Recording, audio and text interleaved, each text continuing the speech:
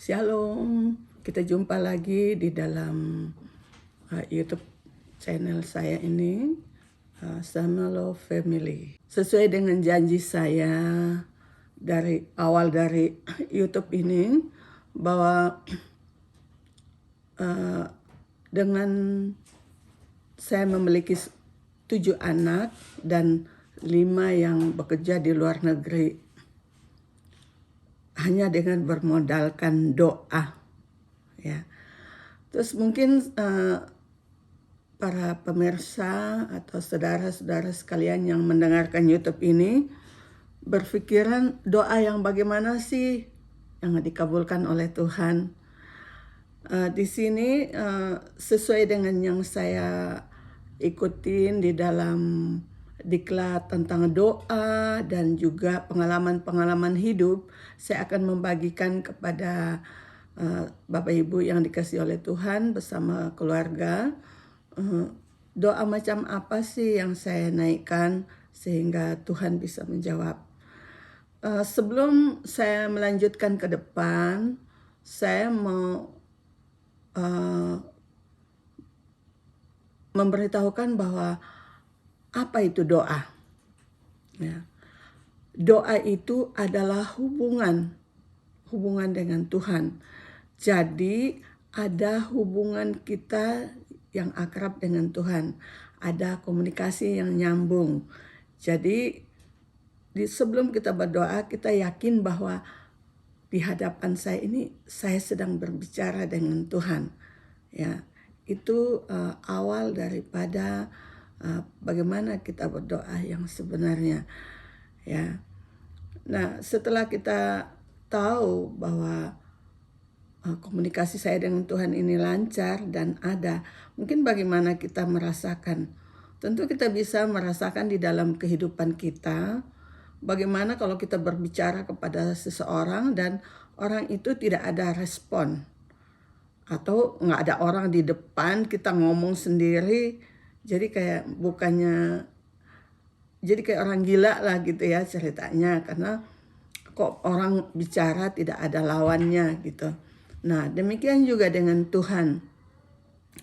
Kalau kita ngomong terus kepada Tuhan dan Tuhan itu tidak mendengarkan doa kita, Tuhan tidak meresponi doa kita, ya samalah dengan tadi yang saya katakan bahwa kita berbicara tanpa ada lawan kita. Sebab itu kita harus meyakinkan bahwa saat ini kita sudah memiliki suatu hubungan dengan Tuhan. Nah, macam-macam cara seseorang untuk berdoa. Ada yang sederhana, ada yang berjam-jam berdoa. Ya, itu tergantung dari hubungan kita dengan Tuhan. Sama saja dengan teman akrab kita, kadang kita bercerita lama tidak terasa 1 jam lewat, ya. Ada juga yang kayak baru sebentar saja bercerita kok jenuh sekali, kayak istilah anak sekarang nggak nyambung gitu ya. Jadi kita rasanya ingin cepat-cepat untuk menyudahi pembicaraan kita. Demikian juga dengan kita berdoa, kalau kita merasa nggak ada respon dari Tuhan, nah disitulah terletak titik jenuh kita di dalam berdoa. Nah, Bapak Ibu yang dikasihi oleh Tuhan Yesus, awal dari doa ini ada banyak sekali cara saya untuk berdoa. Ya, saya tentu tidak berdoa begitu saja. Saya belajar dengan Alkitab. Ya, saya belajar dengan Alkitab bagaimana tokoh-tokoh Alkitab itu berdoa kepada Tuhan. Nah, yang pertama saya belajar tentu kita harus mengerti firman Tuhan. Sebelum kita masuk di dalam doa, kita harus mengerti firman Tuhan. Kita harus membaca firman Tuhan, ya, seperti apa yang dikatakan oleh Daud di Mazmur pasal 1, bahwa yang berbahagialah adalah orang yang merenungkan firman Tuhan siang dan malam. Apa saja yang diperbuatnya berhasil. Nah, ini dengan perlengkapan firman Tuhan ini lah yang membuat kita mengerti bagaimana berdoa yang sebenarnya.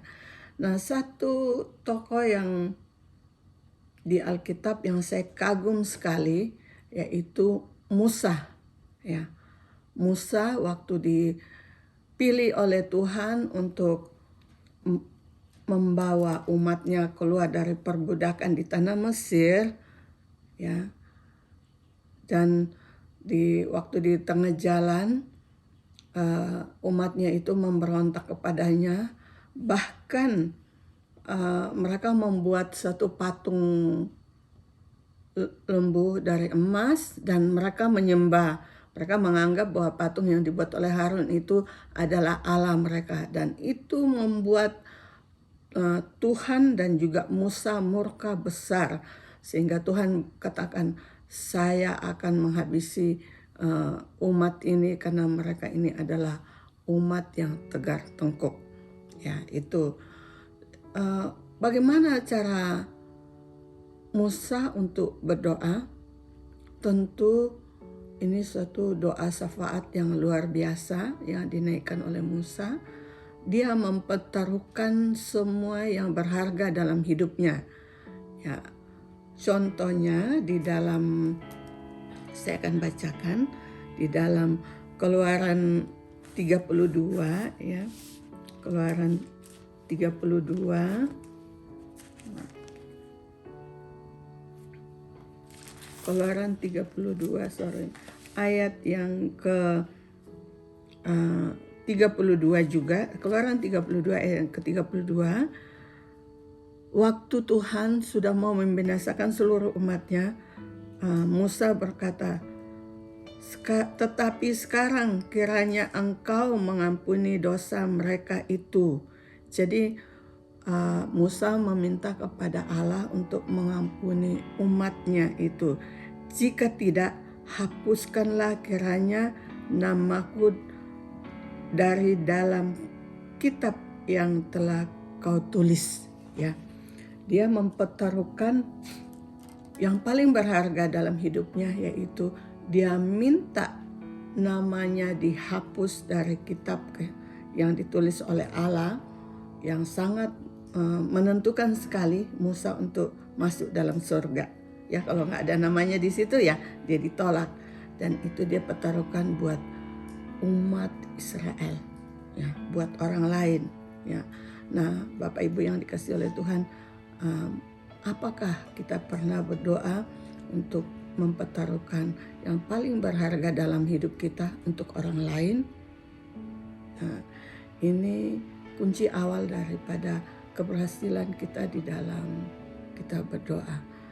Ya, seperti yang saya sudah cerita yang lalu, bahwa saya dalam kondisi di bawah titik nol, namun saya dituntut untuk menjadi pendoa syafaat, mendoakan orang sakit, mendoakan orang yang dalam pergumulan banyak.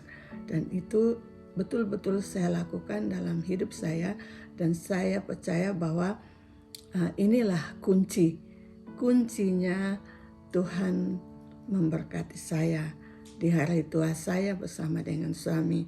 Saat ini tentu melalui anak-anak saya. Mungkin itu kesaksian saya atau firman Tuhan yang saya sampaikan untuk Bapak Ibu yang dikasihi oleh Tuhan Yesus. Masih banyak sekali cara berdoa yang dikabulkan oleh Tuhan, dan akan saya bagikan di dalam konten-konten berikutnya. Ikutin terus YouTube saya ini. Jangan lupa di subscribe, di share dan komen, serta like supaya saya tetap menemui Bapak Ibu sekalian di konten-konten berikutnya. Terima kasih, Tuhan memberkati. Bye.